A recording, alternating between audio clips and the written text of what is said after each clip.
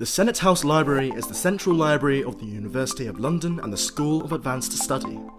It is known as one of the UK's largest academic libraries for arts, humanities and social sciences.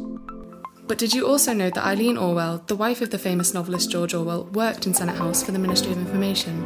Her experiences inspired the description of the Ministry of Truth in Orwell's 1984. What does the link between a fictional book and an old building in London have to do with economics? Well, if we analyse the extreme economic system described in 1984, and then compare it to past and modern-day economies across the world, we can see how these forms of capitalism vary, and how successful they are in achieving macroeconomic objectives, such as economic growth.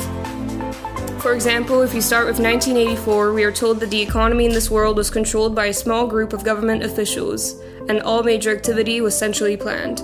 All important industries were under the control of the state. 1984 is an extreme example of a totalitarian superstate that functioned as a command or planned economy.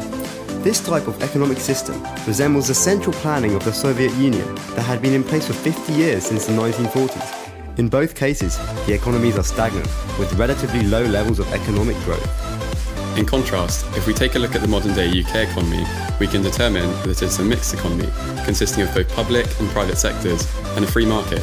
The government can intervene to help regulate problems such as monopolies and wealth inequalities, and provide services such as education and healthcare. This is a dynamic capitalist system as it combines price incentives, competition, and regulatory public policy and leads to sustained amounts of economic growth. If we are to compare each economic system, it seems that having a dynamic capitalist economy with both private enterprise and government regulation is the key to achieving the strongest economic growth, and we can see the UK as an example of this. #FYC